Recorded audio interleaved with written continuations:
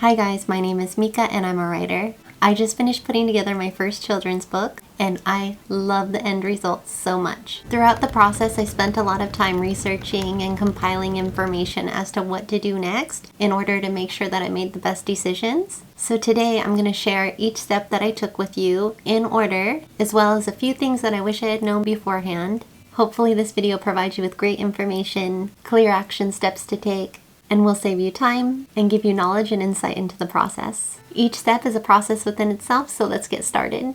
Step 1 is to research. Watch videos like this because what will work for one person might not work for another. So take what other people advise and then figure out the best route for yourself. It was partially through watching videos like this that gave me little tidbits and advice that really helped me along the way.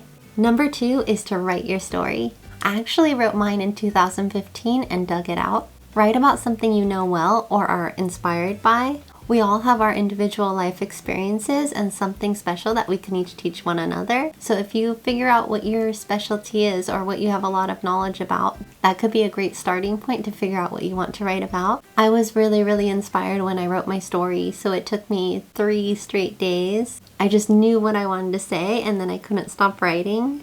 The first day I wrote it, and then the second day I revised it a couple times, and the third day I revised it a couple of times. And great ideas can generate in the simplest of places, because my initial idea for the book, when I first wrote it, it was just in my notes app in the iPhone.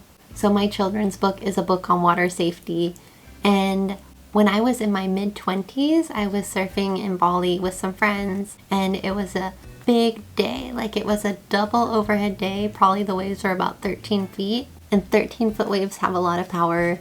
And I dropped in on a wave, and long story short, I didn't land properly, and then I bailed, and then I was spun underwater for a while like a rag doll, and then I got swept in a current to the edge of a cliff. And it was the first time ever in my life that my life flashed before my eyes. But in a way, I felt like God and the ocean got me to safety. Then a couple years later, I met a little girl in Costa Rica who had a near-fatal drowning incident, and she was scared of the water. I was inspired, and I combined our stories. In terms of what happened to me that day, because I didn't panic, I was okay. There are plenty of times that I could have panicked, but if I had panicked, I probably wouldn't be here now. My dad is a waterman, and he taught me from a very young age that it's really important to never panic in a water safety situation. There's been experiences in my life where I've had to save people because they're panicking in the ocean, or I've had friends that have had to save people. And so I think not panicking in the event of a water safety situation is such an important lesson, and that's what my children's book is about. I think to not panic in the water is something that is important to learn when you're young, and it'll stay with you throughout your life. So I really wanted to write something like this. So every individual's life experiences are very important. So take what you know and think of what you can teach others. And that's a great start to writing your story.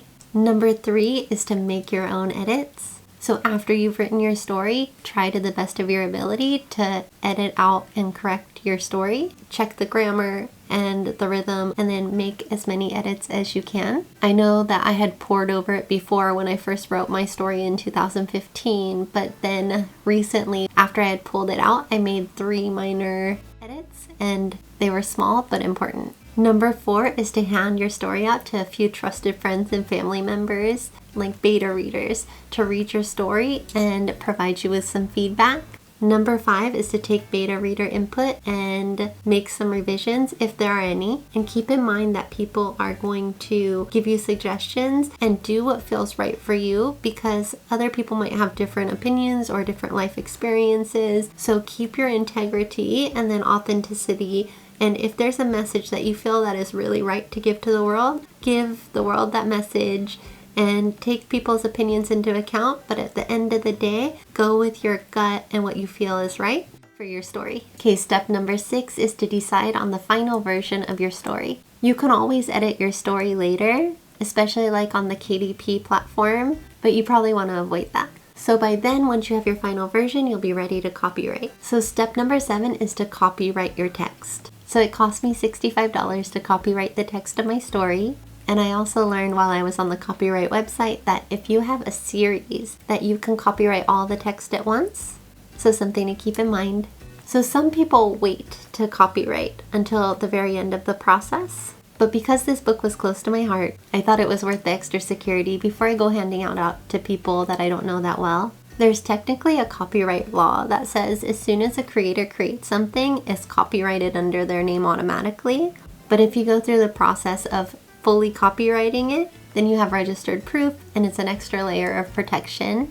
So just a quick note, I said hand it out to a few trusted beta readers first and then copyright, but it could really go either way. You can copyright first and then hand it out to your beta readers, because if you have your story and then you make a few minor revisions according to what your editor says or what the beta readers say, then if your story is overall the same story, you can still make a few minor tweaks and revisions and the copyright still holds true. Like, you don't have to resubmit the whole thing again.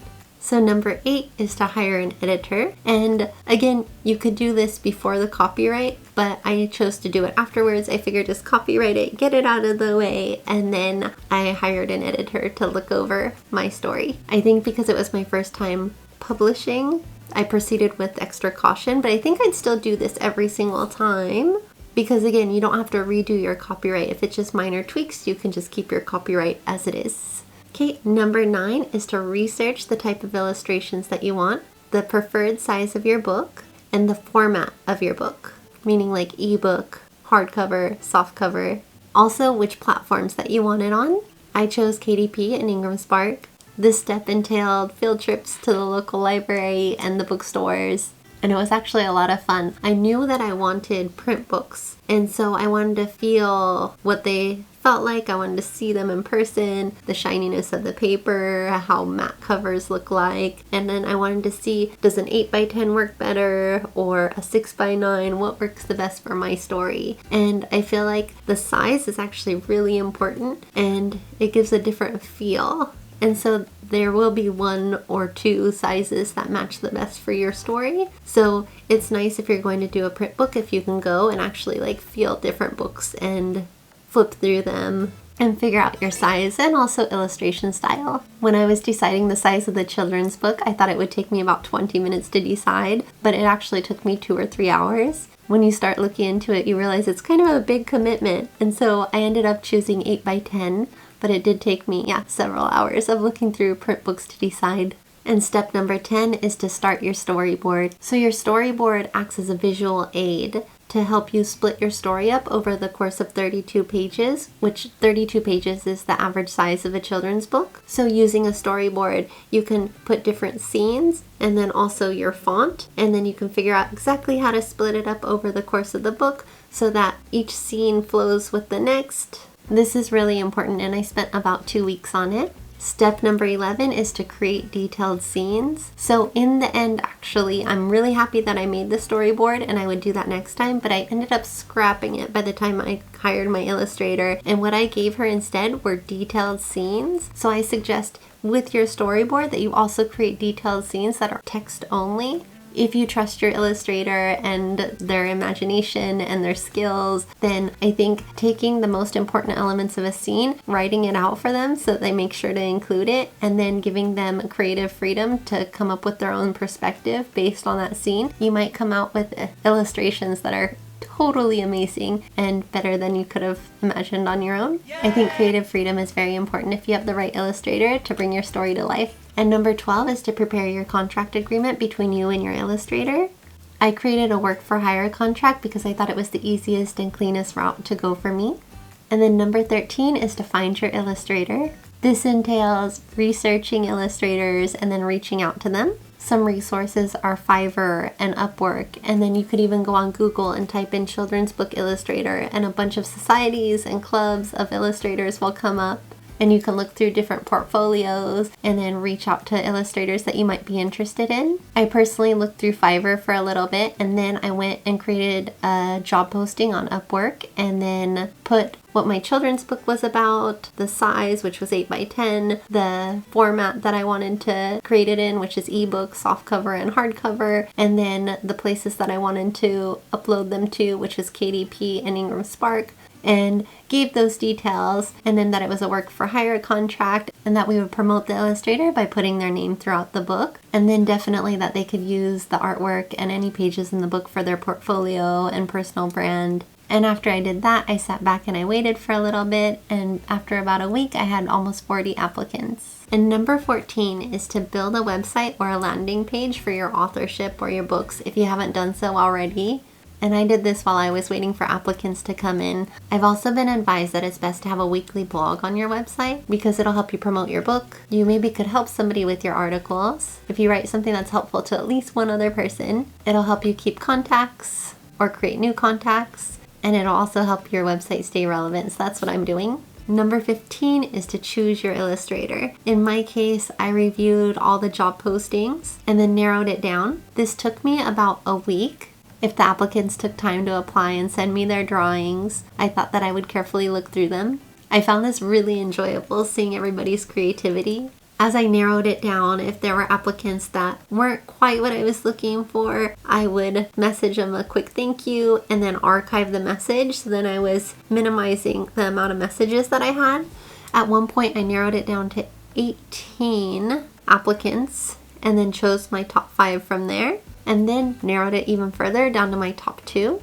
So number 16 is once you have chosen your most talented illustrators, then reach out to them and ask for a sample illustration. When I asked for my sample illustration, I also sent them my story so that they could read it and get a feel for the entire story, which is about like a 7 to 10 minute read. So I reached out to the 2 most talented illustrators, and I loved both of their portfolios so much, and I asked them for a sample illustration based on page 2 of my story. I sent them the detailed scene as well as the text, and here's what they came up with. Here is the sample illustration from the first illustrator, and then here is the sample illustration from the second illustrator. They both had such a magical and beautiful way of bringing that scene to life. And I will continue this next week on part 2, and I will show you the remaining steps then. So thank you so much for watching, and I hope that this video was helpful. If it was and provided some value, please give it a like. And then if you'd like to see more content like this or see the video next week, please hit the subscribe button. And thank you so much for watching. See you next week for part 2.